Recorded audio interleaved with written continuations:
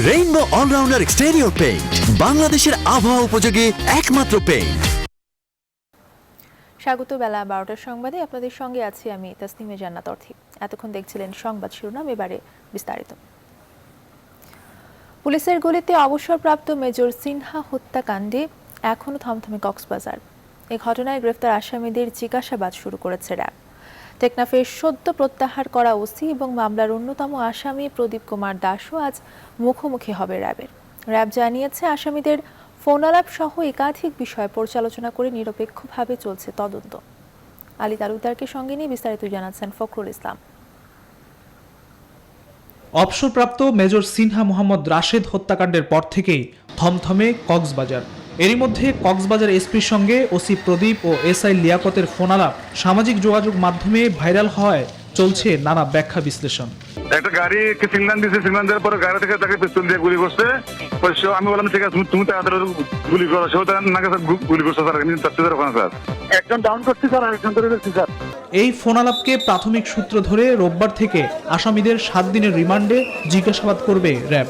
এই হত্যাকাণ্ডের মোটিভটি কী ছিল এবং এই হত্যাকাণ্ডের বিষয়ে কোন কোন ব্যক্তি নির্দিষ্টভাবে দায়ী ব্যক্তিকে নিরূপণ করাই মূলত আমাদের তদন্তের মূল লক্ষ্য হবে। আপনারা নিশ্চয়ই জানেন যে সংশ্লিষ্ট আসামিদেরকে এখনও র্যাব হেফাজতে নেয়নি।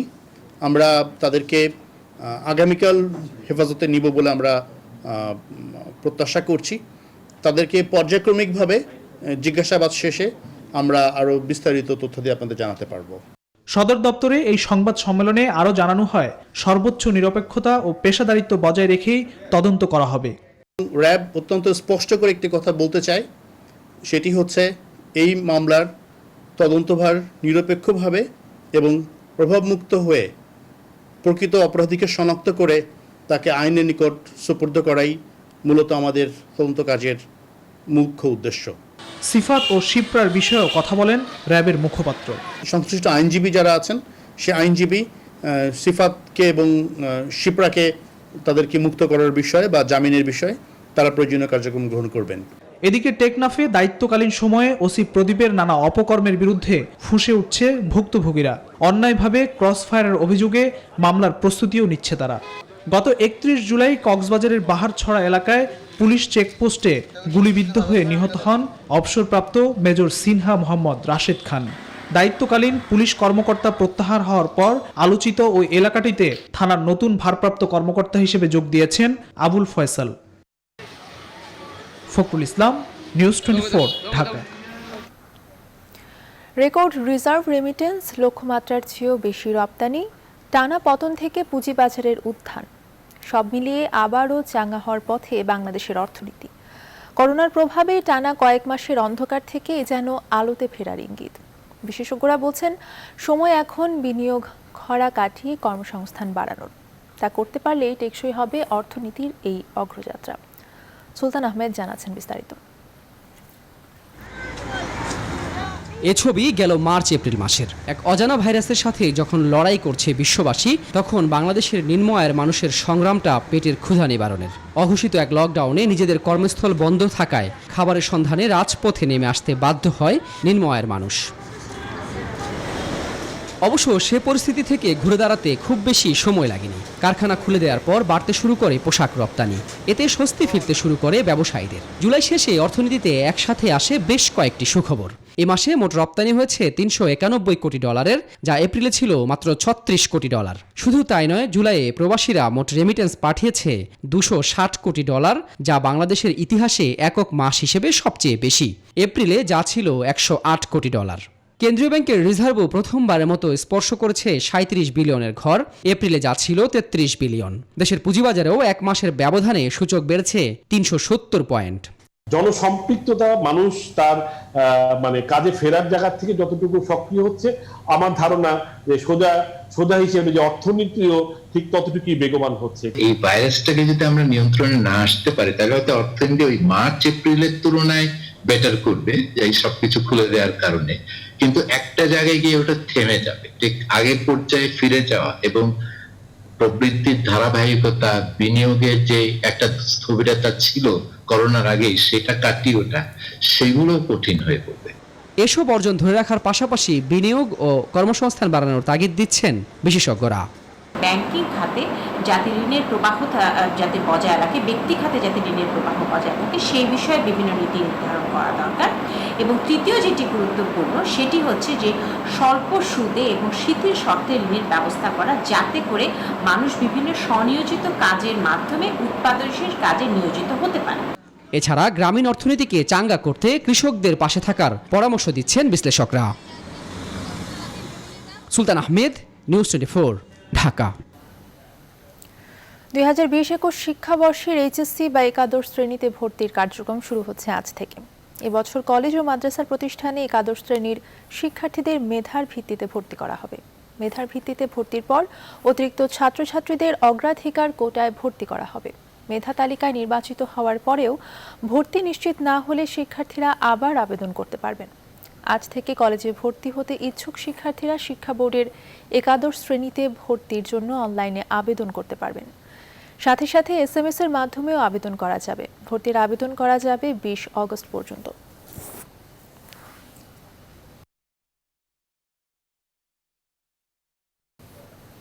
আর মাত্র 3 দিন পর করোনা ভাইরাসের প্রথম ভ্যাকসিন পেতে যাচ্ছে বিশ্ব।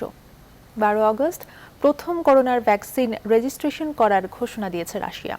এদিকে বাংলাদেশ সহ নিম্ন এবং মধ্য আয়ের 92টি দেশের জন্য করোনার সম্ভাব্য ভ্যাকসিন প্রাপ্তি নিশ্চিত করতে চুক্তি করেছে Bill and Melinda Gates Foundation ও সিরাম ইনস্টিটিউট অফ ইন্ডিয়া। চুক্তি অনুযায়ী সিরাম ইনস্টিটিউটের তত্ত্বাবধানে 10 কোটি ডোজ টিকা বিভিন্ন দেশে সরবরাহ করা হবে। আসমাতুলির ডেস্ক রিপোর্ট।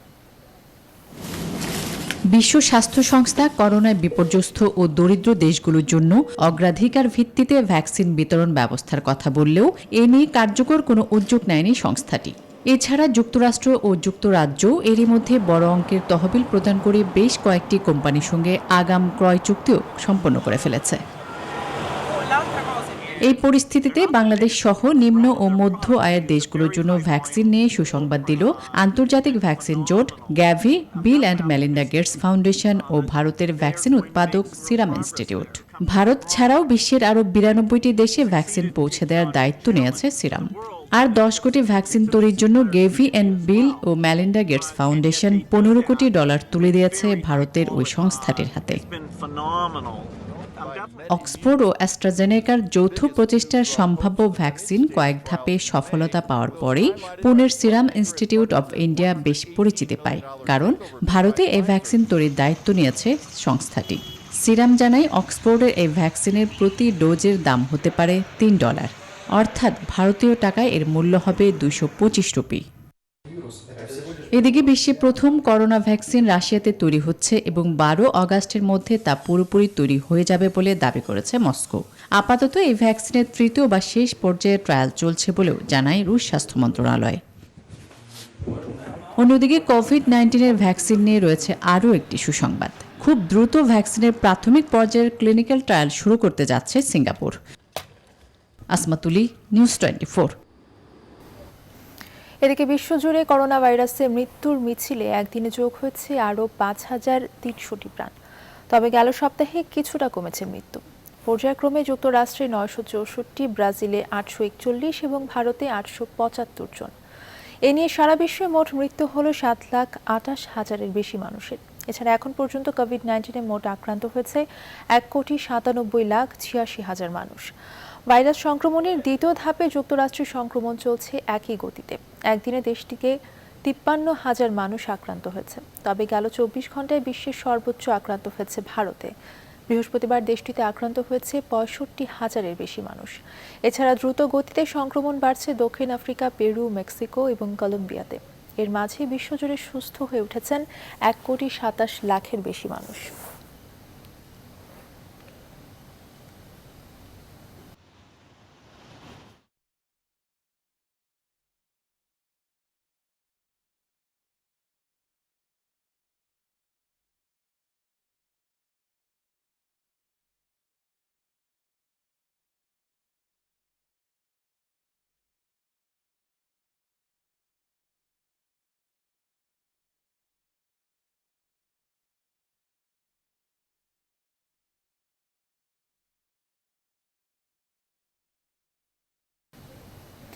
পুলিশের গুলিতে নিহত সিনহার সহযোগী ও তার ডকুমেন্টারির পরিচালক সিপ্রার জামিন আবেদন করা হবে আজ। এরই মধ্যে তাকে সহায়তা দিতে কক্সবাজার পৌঁছেছে আইন সালিশ কেন্দ্রের প্রতিনিধি দল।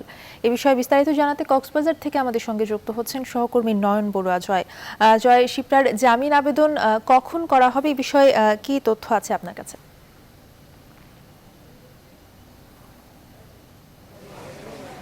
ধন্যবাদ তথ্যি। আপনি ঠিক আমার পেছনের দিকে দেখলেই বুঝতে পারছেন কিন্তু জামিন আবেদন করা হয়েছে আইনজীবীরা, কিন্তু শুনানি চলছে। কিন্তু একটু পরে কিন্তু আমরা জানতে পারবো জামিন পেয়েছে নাকি পায়নি। কিন্তু আপনি অবশ্যই দেখতে পাচ্ছেন অনেক আইনজীবীরা কিন্তু এই প্রত্যেকে কিন্তু বের হচ্ছেন।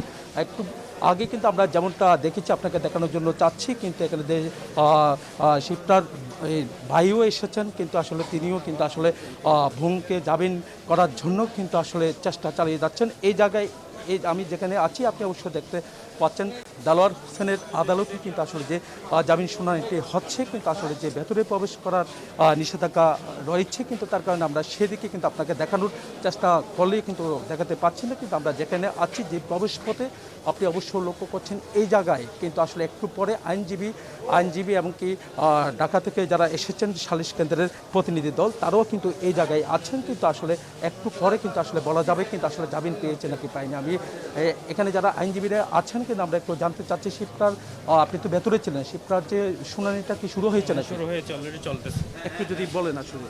অলরেডি ওই মামলার আসামিদের জামিন শুনানি চলতেছে, লার্নেড কোর্ট শুনতেছে, উভয় পক্ষে শোনার পরে একটা রেজাল্ট আসবে। আসামি জামিন দিয়েছে কিনা দেয় না সেটা একটু পরেই জানতে পারবেন আপনারা। আপনি অবশ্যই বুঝতে পেরেছেন এখানে যারা আইনজীবীরা কিন্তু ভেতর থেকে কয়েকজন বের হলো, কিন্তু আমরা দেখলাম আইনজীবীরা বলছেন কিন্তু শুনানি চলছে, একটু পরে কিন্তু বলা যাবে। আমরা একটু কথা বলতে চাই একজন আইনজীবীর সাথে। এই মামলার ভিকটিম শাহিদুল ইসলাম সিফাতের জন্য জামিনের নিবেদন করেছি দুটো মামলায়, জিআর 695, 696, দুটো মামলায়, একটি হত্যা মামলা এবং একটি মাদকের মামলা। দুটি আমরা জামিনের আবেদন করি। বিজ্ঞ আদালত সিনিয়র জুডিশিয়াল ম্যাজিস্ট্রেট তামান্না ফারা স্যার আগামী 10 তারিখ সে আদেশের জন্য রেখেছেন, এবং সেই সাথে তদন্তকারী কর্মকর্তা পরিবর্তনের জন্য আমরা একটা আবেদন করেছি। সেই আবেদনও 10 তারিখ আদেশের জন্য রয়েছেন। জি, আমরা আজকে শাহিদুল ইসলাম সিফাতের জন্য জামিনের নিবেদন করেছি। যে দুটো মামলা হয়েছে কখন করেছিল?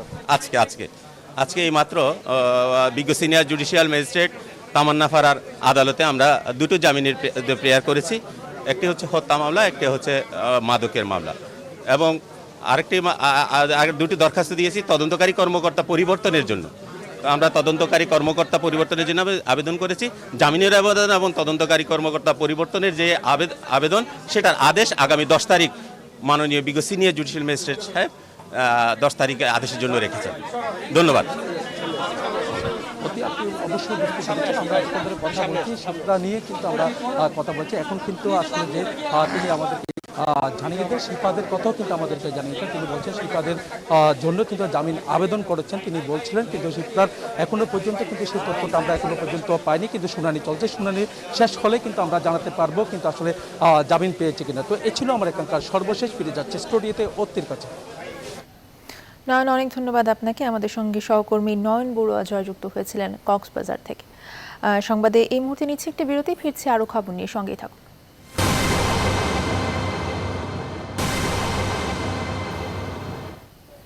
আবারও স্বাগত, আপনারা দেখছেন বেলা 12টার সংবাদ। রাজধানীর নিম্নাঞ্চলের অনেক এলাকা গত 24 ঘন্টায় নতুন করে প্লাবিত হয়েছে।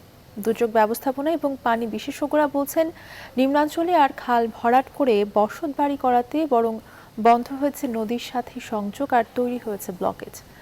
এই সমস্যার সমাধান করতে হলে একজোট হতে হবে ওয়াসা সহ সংশ্লিষ্ট 6 সংস্থাকে। মারুফা রহমানের প্রতিবেদন। রাজধানীর পূর্বাঞ্চলে 1 মাসেরও বেশি সময় ধরে পানিবন্দী হয়ে আছে অনেক মানুষ। তাদের প্রশ্ন, সিটি কর্পোরেশনের আওতাভুক্ত হবার পরও কেন তারা পানিবন্দী? আমরা সিটি কর্পোরেশনের আন্ডারে থেকেও আমাদের এই দুরূহ অবস্থা। আমাদের রাস্তা যে হাঁটার রাস্তাটা ওইটা যদি একটু উঁচা করে দিত তো আমরা নৌকা দিয়ে ওই রাস্তাটা শুদ্ধ কোমর পানি। এদিকে পানি বিশেষজ্ঞরা বলছেন, বর্ষার মৌসুমে রাজধানীর যেসব নিম্নাঞ্চলে এখন পানি উঠেছে সেটা স্বাভাবিক, বরং প্লাবন ভূমিতে খাল ভরাট করে ঘরবাড়ি বানিয়ে ফেলায় পানি ওঠানামার স্বাভাবিক পথ বাধাগ্রস্ত হয়েছে। যেখানে পানি আসার কথা সেখানে পানি এসছে, আপনি গিয়ে বাড়ি করেছেন, অতএব আপনি ভুগবেন। যে খালের প্রশস্ততা ছিল হয়তো 100 ফুট, আজকে মানুষ ওই খাল দখল করার কারণে তার প্রশস্ততা হয়তো 10 ফুট কি 20 ফুট। তবে পানিবন্দী সাঁতারকুল, বেড়াইত, বাড্ডার মানুষেরা এর সমাধান হিসেবে বেড়িবাঁধ নির্মাণের জোরালো দাবি তুলেছে। সরকার রাস্তা করুক, বেড়িবাঁধ করুক। আমগো এই এলাকাটা বেড়িবাঁধের উপর দাঁড়ায় রয়েছেন, 1991 সনে বিল দিছে। বেড়িবাঁধ নির্মাণ কতখানি যৌক্তিক হবে সে বিষয়েও মত দিয়েছেন বিশেষজ্ঞরা। বেড়িবাঁধ অনেক সময় দুঃখ বয়ে নিয়ে আসে, সেটা আমরা দেখছি যে আমাদের আমফানের পরবর্তী বন্যা, যে মধ্যাঞ্চলের বন্যার কাছেও দেখছি। সুতরাং বেড়িবাঁধ দিলেই যে হবে তা না, I have to keep space for water to escape. ওই এলাকার জন্য পানি উন্নয়ন বোর্ড মহাপরিকল্পনা তৈরি করেছে, আরো 4টি পাম্প স্টেশন করতে চায়, খালগুলো পুনরুদ্ধার করতে চায়, এবং খাল পুনরুদ্ধার পুরোপুরি রাজনৈতিক ব্যাপার, কারণ দখল করেছে রাজনৈতিক নেতারা। রাজনৈতিকভাবে যদি এগুলোকে মোকাবেলা না করা হয়, তাহলে পানি উন্নয়ন বোর্ডকে 1000 কোটি টাকা দিলেও তাদের কাজ কিছুতেই হবে না। বিশেষজ্ঞরা বলছেন, রাজধানীর বন্যা আর জলাবদ্ধতা নিরসনে ঢাকা ওয়াসা, ঢাকা উত্তর ও দক্ষিণ সিটি কর্পোরেশন, রাজধানী উন্নয়ন কর্তৃপক্ষ রাজুক, বাংলাদেশ পানি উন্নয়ন বোর্ড ও ক্যান্টনমেন্ট বোর্ড, এই 6 সংস্থার সমন্বয় করে কাজ না করলে সমস্যার সমাধান হবে না। মারুফা রহমান, নিউজ 24, ঢাকা। বন্যা পরিস্থিতির খবর জানাতে আমাদের সঙ্গে সাভার থেকে এই মুহূর্তে যুক্ত হচ্ছেন সহকর্মী নাজমুল হুদা। নাজমুল, সাভারে আসলে বন্যা পরিস্থিতি কেমন দেখতে পাচ্ছেন? সেখানে ক্ষয়ক্ষতির পরিমাণ কেমন হয়েছে? স্থানীয়রা কি বলছেন এই বিষয়ে?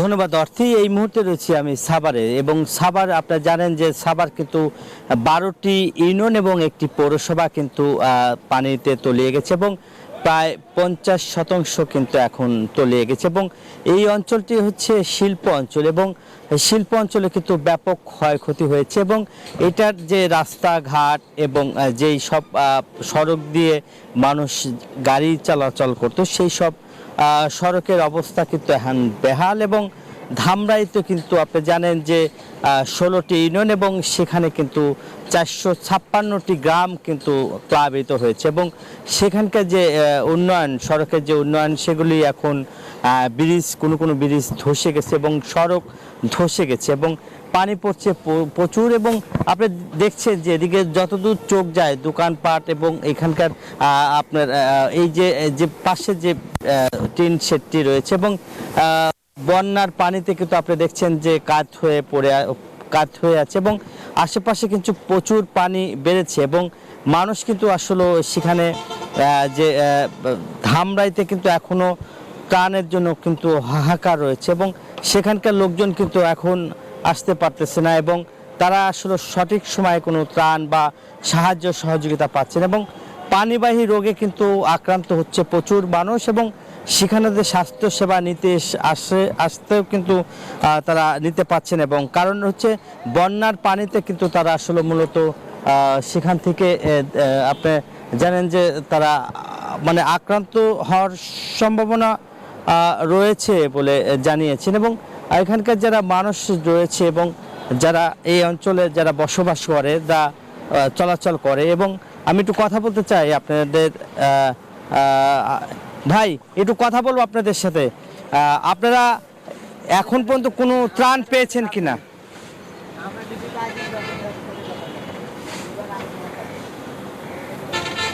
আপনারা জানেন যে এই এলাকার মানুষ কিন্তু এখন তারা অনেকেই ক্ষতিগ্রস্ত, যে দোকানপাট রয়েছে, এবং সেখান থেকে কিন্তু দেখছেন যে এখানে যে দোকানগুলি বা এখানে যে ব্যবসা প্রতিষ্ঠান বন্যার কারণে এখন কিছুটা পানি কমেছে, এবং তারা কিন্তু সেখান থেকে সরিয়ে নেওয়া হচ্ছে। এই ছিল আমার কাছে সাভারের বন্যার সর্বশেষ খবর। চলে যাচ্ছে এখন স্টুডিওতে অর্থীর কাছে। অর্থী,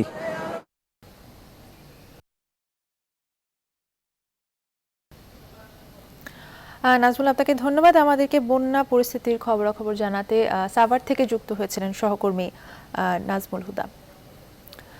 ভরা মৌসুমে নদী সাগরের ইলিশে সয়লাভ দক্ষিণাঞ্চলের মোকামগুলো। মাছের আড়ত ও ঘাটগুলোতে ঝাঁকে ঝাঁকে রূপালী ইলিশ আসতে শুরু করায় মাছ ঘাটগুলো সরগরম হয়ে উঠেছে। গত এক সপ্তাহ ধরে প্রতিদিন 5 থেকে 600 মণ ইলিশ আমদানি হচ্ছে। এতে মাছ ঘাটে ফিরেছে কর্মতৎপরতা। তবে সমুদ্রে আবহাওয়া খারাপ থাকায় বরিশালের মোকামে কমেছে সামুদ্রিক মাছের সরবরাহ। বরিশাল থেকে রাহাত খান এবং চাঁদপুর থেকে খোকন কর্মকারের পাঠানো তথ্য ছবিতে ডেস্ক রিপোর্ট। অভ্যন্তরীণ নদ নদী আর সাগরে সারা বছরই কম বেশি ইলিশ পাওয়া যায়। তবে শ্রাবণ ভাদ্র আশ্বিন এই 3 মাসে সবচেয়ে বেশি ইলিশ আহরিত হয় নদী ও সাগর থেকে। তাই ইলিশের ভরা মৌসুম বলা হয় এই সময়টাকে। কিছুদিন ধরে প্রচুর ইলিশ আসছিল বরিশালের মোকামে। শুক্রবারও অভ্যন্তরীণ নদী আর সাগরে আহরিত 1000 মণ ইলিশ আসে বরিশালের মোকামগুলোতে। কিন্তু হঠাৎ করে আবহাওয়া খারাপ হয়ে যাওয়ায় কমেছে সামুদ্রিক মাছ আহরণ। ওয়েদার খারাপের জন্য আজকে 2 দিন ধরে মাছ কম। সামনের যে জু আছে সেই জুতে আমরা নদীর ইলিশও পাবো এবং সমুদ্রের ইলিশও বরিশালে আহরিত হবে। এখন বাজারে আসছে স্থানীয় নদ নদীর ইলিশ। সাইজেও বেশ বড়। বড় সাইজের 1 কেজি ইলিশের দাম 1000 টাকা। তারপরও ক্রেতারা খুশি। বেশিও না কমন, একটা রিজনেবল প্রাইজের মধ্যে আছে। 1200 টাকা ছিল, এখন এগুলো 800 850 টাকার মধ্যে আছে। তবে ইলিশের দাম নিয়ে ব্যবসায়ীদের রয়েছে মিশ্র প্রতিক্রিয়া। আর ইলিশের সঠিক মূল্য পেতে এবং বৈদেশিক মুদ্রা অর্জনের জন্য ফের ইলিশ রপ্তানি চালু করার দাবি আড়তদারদের। গতকাল কাছে আজকে মাছ কম, এই জন্য দাম বেশি। আমরা আশা করি 2 থেকে 3 দিনের ভিতরে আবার প্রচুর পরিমাণ আমাদের পোর্টে ইলিশ মাছ আমদানি হবে। আর 10 দিন পর মাছ হবে, মাছ কেনার লোক থাকবে না, এই অবস্থা হবে। আশা করি সরকার বিবেচনা করলে, ইচ্ছা করলেই এই রপ্তানিটা ছেড়ে দেওয়া হোক। চাঁদপুর মাছ ঘাটের অধিকাংশ ইলিশ হাতিয়া, সন্দ্বীপ, বরিশাল, ভোলা ও চরফেশন থেকে আসা। তাই ব্যস্ত সময় পার করছেন সেখানকার জেলেরাও।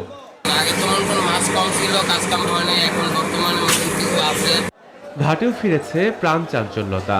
আড়ত শ্রমিকরা বলছেন কাজ বেড়েছে, তাই তারা খুশি। এদিকে একটু ভালো দাম পাওয়া যায়, সেজন্য আমরা হেম থেকে এদিকে আসা বলছি। মোটামুটি আশানুরূপ মাছ আমরা পাচ্ছি। দামও আমরা মনে করি যে হাতের নাগালের মধ্যে মানুষের। গত বছর সারা দেশে প্রায় 5.5 লাখ মেট্রিক টন ইলিশ উৎপাদন হয়েছে। বিগত বছরের তুলনায় চলতি বছর ইলিশের উৎপাদন আরও বাড়বে বলে আশা ইলিশ গবেষকদের। Desk report, news 24। সময় হলো আরও একটি বিরতির সঙ্গে।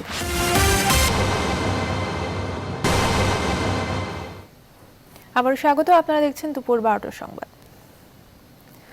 রাজধানীর মিরপুরের বোটানিক্যাল গার্ডেন, যেখানকার বাতাসে এখন সোদা মাটির গন্ধ। সবুজের বিশালতায় ঢাকা পড়ে বিষণ্ণতা, জল তরঙ্গে ডুব দেয় লাল নীল অসুখ। দায়িত্বপ্রাপ্তরা বলছেন, দীর্ঘদিন বন্ধ আর লোকশূন্য থাকায় প্রকৃতির এই বাঁধভাঙা উল্লাস। বোটানিক্যাল গার্ডেনের প্রকৃতি নিয়ে সুকন্যা আমিরের বিশেষ প্রতিবেদন। ক্যামেরায় ছিলেন ইশাদ সোহেল।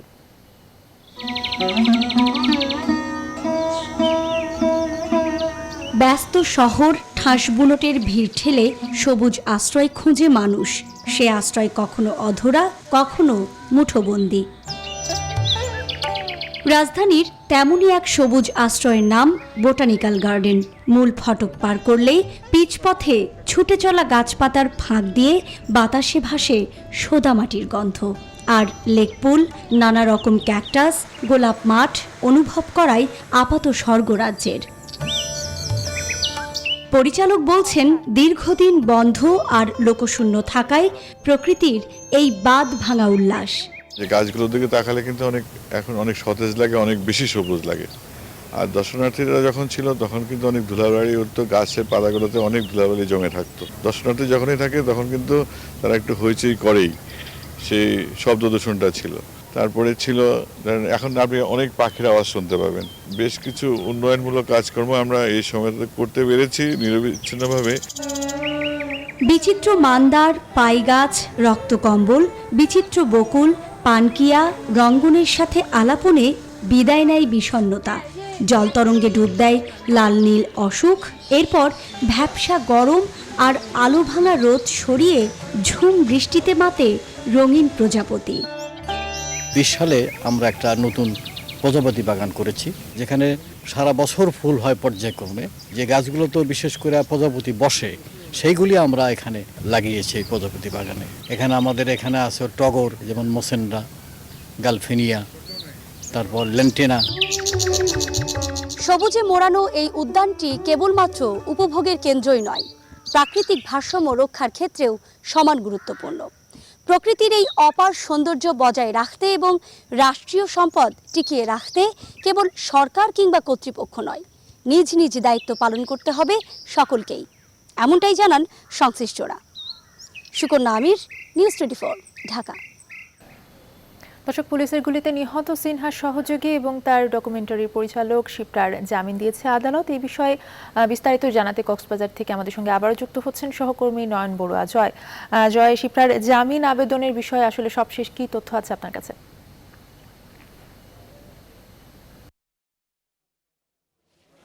ধন্যবাদ তথ্যি। একটু আগে কিন্তু আমরা জানানোর জন্য চেয়েছিলাম, আপনার ওই সময় কিন্তু শুনানি চলছিল, একটু পরে কিন্তু আমরা দেখছি কিন্তু জামিন পেয়েছে শিপ্রা। আমরা একটু কথা বলতে চাই, শিপ্রার আইনজীবী রয়েছেন, আমরা জানতে চাচ্ছি একটু আগে কিন্তু শুনানিতে আপনি অংশগ্রহণ করেছেন, তো জামিন হয়েছে কি?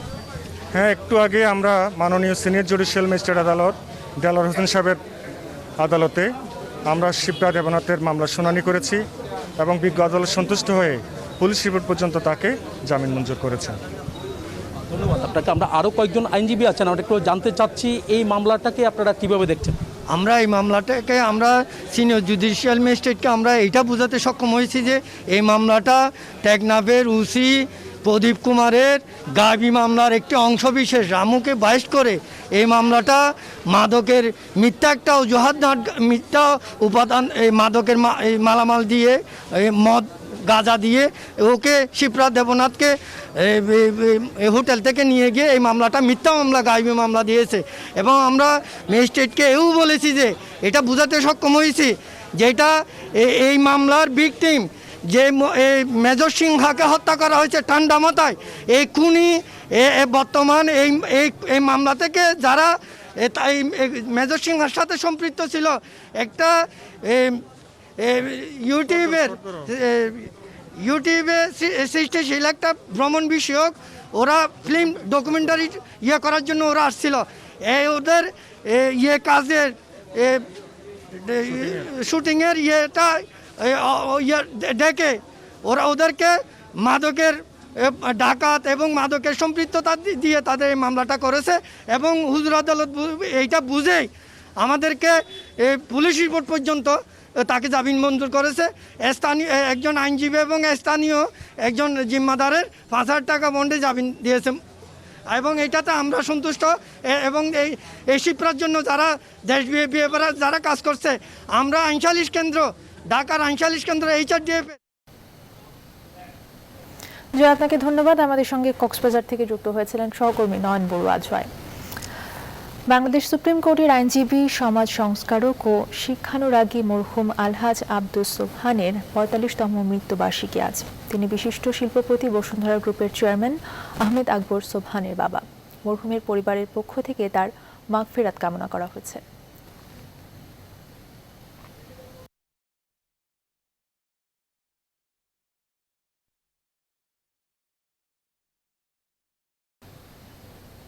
সংবাদে নিচ্ছে আরও একটি বিরতি, সঙ্গে থাকুন। আবারও স্বাগত, দেখছেন দুপুর 12টার সংবাদ। এবারে আন্তর্জাতিক প্রসঙ্গ। লেবাননে গত 4 আগস্টের ভয়াবহ বিস্ফোরণের প্রতিবাদে দেশজুড়ে ব্যাপক সরকার বিরোধী বিক্ষোভ অব্যাহত রয়েছে। শনিবার রাজধানী বৈরুতের রাস্তায় নেমে আসে হাজার হাজার মানুষ। শান্তিপূর্ণ বিক্ষোভে পুলিশ টিয়ার গ্যাস নিক্ষেপ করলে সহিংসতা ছড়িয়ে পড়ে। শহরের কেন্দ্রস্থল থেকে গুলির আওয়াজ আসতে থাকে। বৈরুতে এই দিনের সহিংসতায় অন্তত 728 জন বিক্ষোভকারী আহত হয়েছে। এক পর্যায়ে দেশটির পররাষ্ট্র মন্ত্রণালয়ে ঢুকে পড়ে একদল বিক্ষোভকারী। এ সময় পার্লামেন্ট ভবনে অনুপ্রবেশ বন্ধে পুলিশের দেওয়া ব্যারিকেড ভাঙারও চেষ্টা চালানো হয়। অ্যামোনিয়াম নাইট্রেটের মজুদ সুরক্ষিত রাখতে না পারার ব্যর্থতার জন্য দেশটির কর্তৃপক্ষের ওপর ক্ষুব্ধ হাজার হাজার লেবানিজ।